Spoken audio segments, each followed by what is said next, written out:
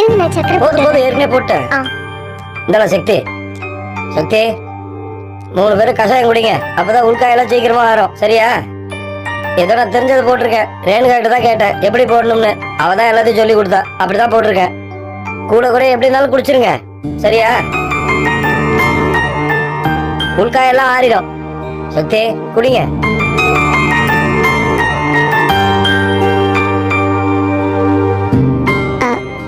மாமா ரேணுகா எங்க? அவளால ஏந்திருக்கவே முடியலம்மா.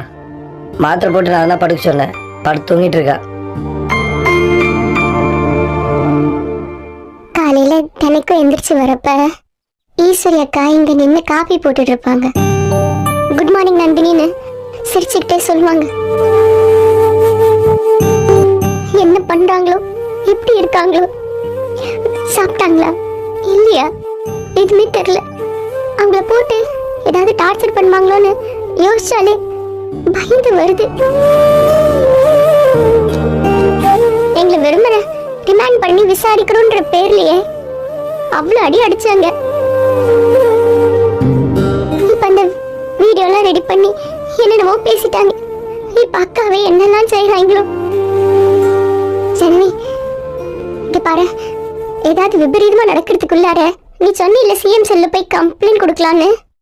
கம்ப்ளைண்ட் கொடுத்து அக்கா எப்படியாவது கூட்டிட்டு வந்துரு. நம்ம அக்காவுக்கு எதுவும் ஆக விடக்கூடாது. நிச்சயமாக்கா. இதுக்கு பின்னால ஒரு சதி இருக்குமோன்னு டவுட் இருந்துச்சு. ஆனா அந்த வீடியோவை அவங்க ப்ரொடியூஸ் பண்ணதும் எனக்கு கிளியரா புரிஞ்சு போச்சு. இவங்க எல்லாம் இன்ஃப்ளூயன்ஸ் வச்சுதான் விளையாடுறாங்க. அதை விட பெரிய இடத்துக்கு போய் அடிக்கணும்க்கா. இவங்க காசு பணத்தை வச்சு எல்லாத்தையும் சாதிக்கலாம்னு நினைக்கிறாங்க. நியாயம் இதுக்கெல்லாம் அப்பாற்பட்டது. நிச்சயமா நம்ம பக்கம் தான் ஜட்ஜ்மெண்ட் வரும்க்கா. தர்ஷினியும் ஈஸ்வரி அக்காவும் 2 பேரும் சீக்கிரமாவே வீட்டுக்கு வந்துருவாங்க. கோர்ட்ல அக்கா சொன்னதை என்னால தாங்கிக்க முடியல ஜனனி. அப்புறமா யோசிச்சு பார்த்தா நாம அன்னைக்கு ராத்திரி பேசிட்டு இருந்தோம்ல, இவங்கெல்லாம் மாறிட்டாங்க.